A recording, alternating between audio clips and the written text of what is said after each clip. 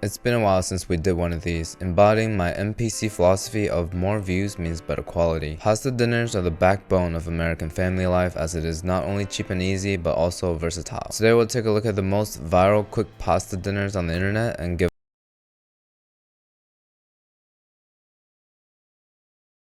To achieve anything, preparation is the most important, especially in the framework of cooking. Setting yourself up for success is called mise en place, which is French for forgetting half the shit you need. To get ready for a long day of pasta cookery, we need to slice and chop a lot of onions and garlic because they're pretty much the fundamental reason for delicious dishes as demonstrated in this video. Hey, it smells so good in here. What are you cooking?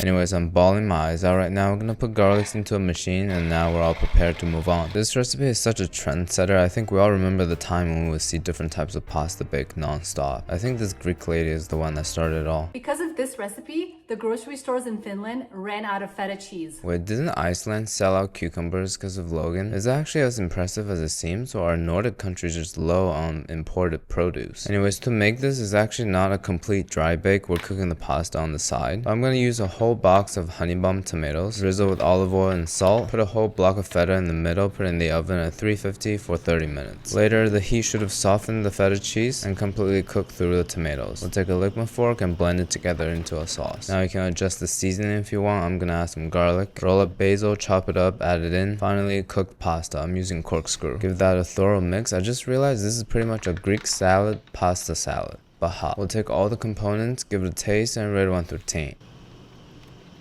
The baked feta kind of tastes like cream cheese, so it works really well with the freshness of the tomato and basil. But I really believe that this dish would be way better if it's just a cold pasta salad. I'll still give it an 8.5 though. If you want the flavors of Alfredo with the layers of lasagna, you need to make these chicken Alfredo lasagna rolls. I actually don't care about the flavors of Alfredo, neither the layers of lasagna, but when we put them together, this dish looks amazing. Starting with a giant chicken breast, it's getting less radioactive by the day. We'll cut it into chunks, seasoned with salt, pepper, paprika, onion powder, garlic powder, and Cajun seasoning. I named this particular spice blend whatever I have in the house. We'll oil up a hot pan and start searing up the chicken pieces. We just want to get some color on there and take it out. Without washing the pan, we're going to start sauteing some mushroom. Mushroom loves oil, heat, and salt. We gotta put the heat on high to give it color and also evaporate the moisture to make the flavors deeper. Still using the same pan, we'll do onion, garlic, cream cheese, heavy cream, and just mix everything together. And to finish seasoning this Alfredo sauce, we gotta use a new spice blend called whatever is in your house. Add back in the chicken and the mushroom, simmer it for a little bit, finish that off with Parmesan or Pecorino, what I'm doing here. Season with salt after you mix in the cheese because the cheese is super salty. Sauce and meat is ready. Let's lay down our cooked and chilled pasta sheets. Without getting too much of the sauce on there, we'll put on top the chicken and the mushroom. And just like a cinnamon roll, we're gonna roll it together and put it in a baking dish. This is a lot harder than I expected, as wrapping too much meat is never a concept to me. After I wrapped them, I realized they don't really fit properly in the dish. But looks are important to shallow people. I am not shallow, and not by choice. We'll top it up with cheese, remainder of the sauce, broil in the oven until everything is crispy and brown.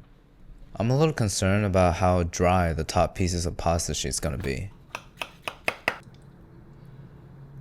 We'll grab a little bit from the bottom. Looking at the cheese pole, my hopes are back up again. Let's give it a taste.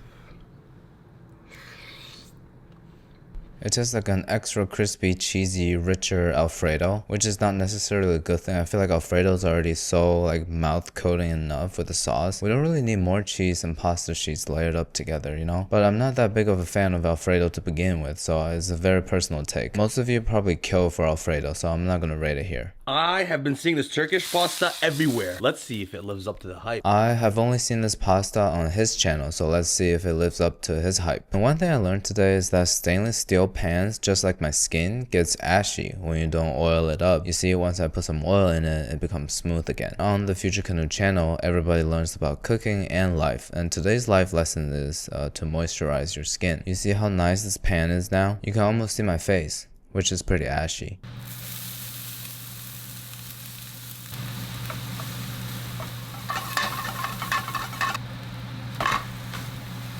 We want to press down the beef a little bit to increase the surface area, hopefully to get some color on there. After seasoning it with all the red stuff you got, we'll flip it over and see if we got some color.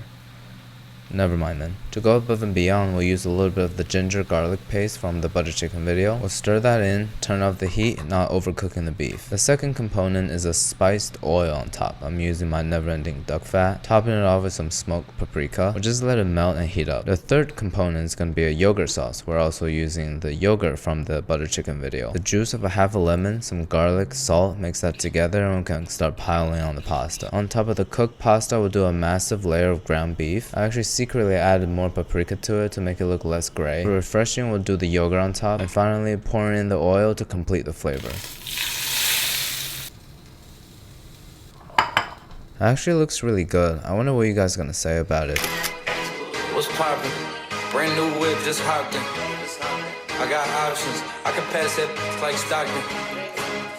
I don't think we should overmix it though. The inconsistency of the texture and flavor makes it a little more interesting. It feels like I'm eating halal guys with pasta. The Turkish/Middle Eastern flavor profile is very intense. I think it needs some cumin in there though. With the yogurt cutting through with freshness, the hot paprika fat added at the end brings it all together. The only thing missing is cumin. I'll give this an 8.5 out of 10. Coming back to radioactive chicken, I'm gonna slice it in half to make it thinner and easier to cook. Season with salt, pepper, garlic, paprika. Oil in the hot pan and start searing.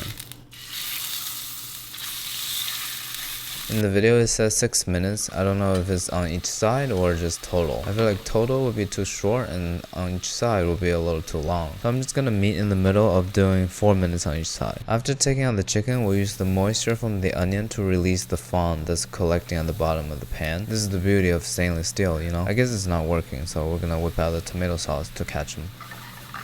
When the bottom of the pan is nice and clean, we'll do some milk, heavy cream, and some pasta water. My dad's still not back, so that milk was my roommate's. We'll mix the pasta into the sauce and we can start assembly. This dish is called rose pasta. I guess it's because we added a lot of dairy products to it, so the red tomato sauce turned pink. But overall, saying colors in French is a great marketing strategy to make everything sound better. Like a rosé pasta, I'll eat it. Not a pink pasta, you know?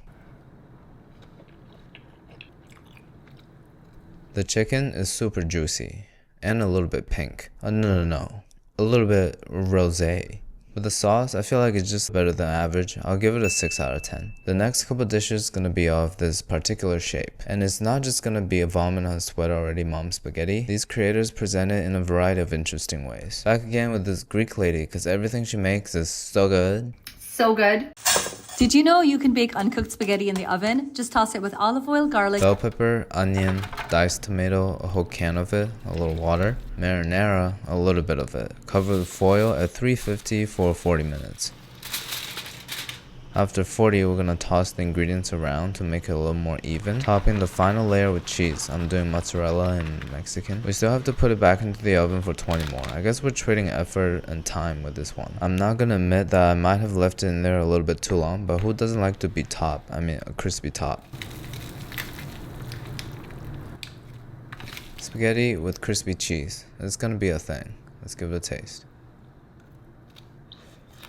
It tastes a little bit better than your mom's spaghetti. But because of how low effort this is, you kind of just like throw everything in there and just forget about it. I'm gonna give it a pretty high score of 8.5. This next pasta recipe is a fairly easy one. It's called an Oreo.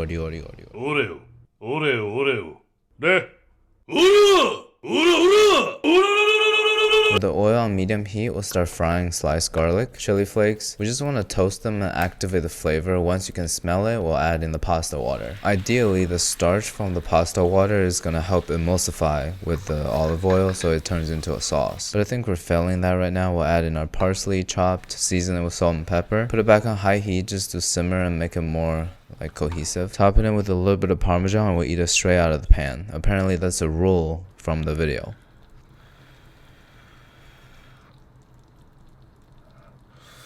So this is my first time having Oreo, and it's surprisingly refreshing. I am very against pasta dishes with no meat in it, but the garlic, chili flake, parsley, activated by olive oil, completes the flavor profile really well. It's very balanced. As a struggle meal, I'm gonna give it a 9 out of 10, but as a normal spaghetti dish, 7 out of 10.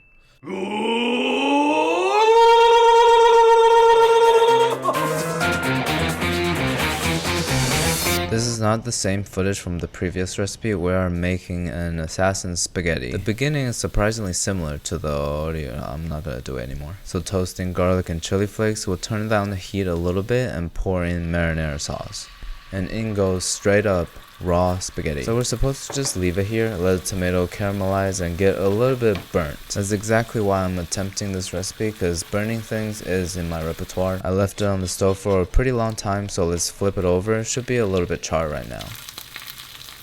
Okay, the one time I needed to burn but it doesn't, so this time I'm gonna turn up the heat and leave it for an even longer time.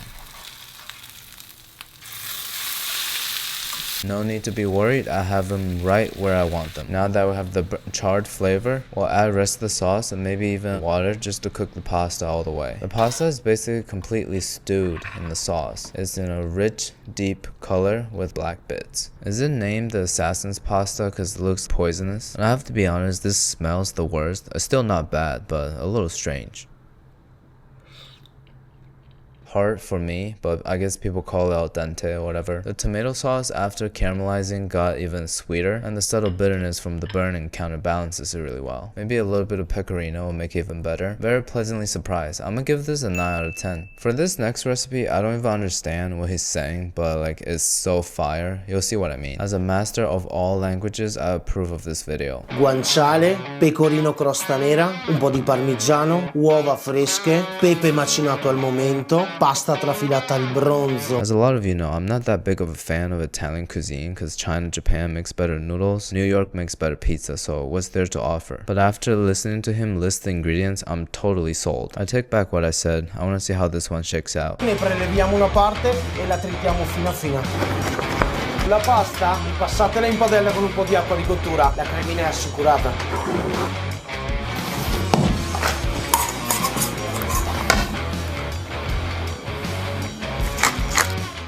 Completely mesmerized by a guy with a backwards hat. Let's see how I perform recreating this masterpiece. So over here I have huevos and formaggis. For a portion of carbonara, I think we're gonna go with 2 yolks, beat it till it becomes a little pale. A lot of pepper into it. I think he used a little bit of parm and mostly pecorino. We'll temper it with a little bit of hot water to turn it into more of a sauce consistency. He did it over a bain-marie. This is probably a better way. We do this so that when the sauce hits the pan, it doesn't turn into scrambled eggs. He used guanciale. I'm using some pre-cubed pancetta. You can use bacon. I feel like it doesn't really matter, but people tell me it does. But I didn't even pay attention to an education that I paid for. I'm not gonna pay attention to comments online, you know. So the first step of making the sauce is to combine the pasta starchy water with the fat from the pancetta. It's gonna emulsify into like a thick, creamy texture. Then we'll toss in the noodles and the sauce and just start shaking it a lot to get it combined. If your sauce is too watery like mine, you can just add more cheese or turn the heat back on. But be careful though, because this is how scrambled eggs are made. The consistency is actually pretty good, right before it curdles. We'll pile on a plate, put some of that sauce and bacon on top, a little extra pepper, and this actually looks to be the best pasta dish I've made on this channel. Sauce is literally glistening.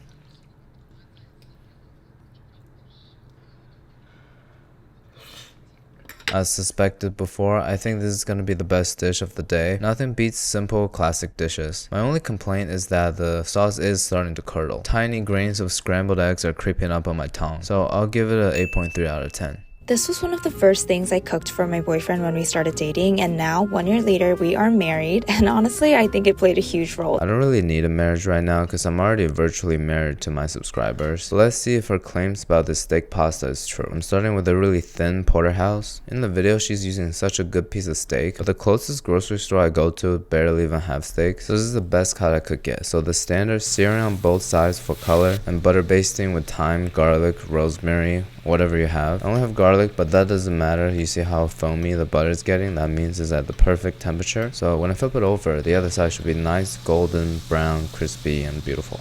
Should have same color as Ariana Grande now. Not Ariana Grande 10 years ago. It's alright, we'll just look at the other side. So without changing the pan at all, we're gonna make the sauce. I get it. I guess we're using the flavor of the brown butter. So half a cup of heavy cream, some Italian seasoning, she said. I'm using oregano, garlic powder, paprika, some pasta water, reduce it a little bit to thicken it, and add our spaghetti. You can slice up the steak real nice, place it gently on top in an aesthetic way like she's doing here. But that's only for the first date. Once you're committed, you just kind of like chop the meat up and throw it on top. It seems like a good time for me to give you some dating advice for both boys and girls. I'm an expert on this, so you gotta listen to me. If you want to find the perfect relationship and live happily ever after for the rest of your life, no problem, no argument, no debate, no fights, you have to pick someone who does the right thing, which is buy my merch.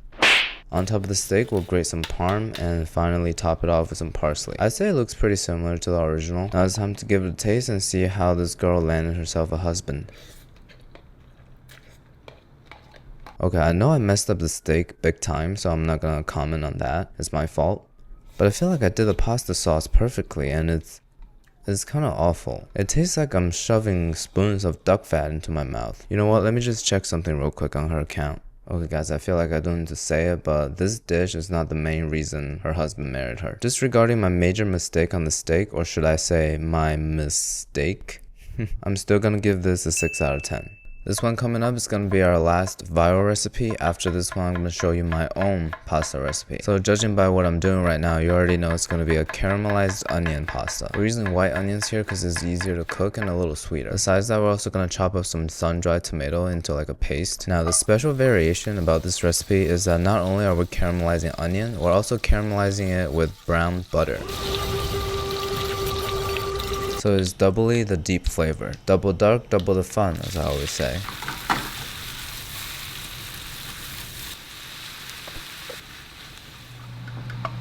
When it gets a little bit jammy, to turn into a sauce, we'll add half a cup of heavy cream, a little pasta water, turn on high heat, some garlic, and a bunch of parsley. Mix that in, we'll lay in our spaghetti. Finally, to complete everything, some pecorino on top. Again, you can adjust the consistency either with the cheese or you can simmer it a little more. No meat, but it smells like there's meat in it, which means I gotta gobble it down.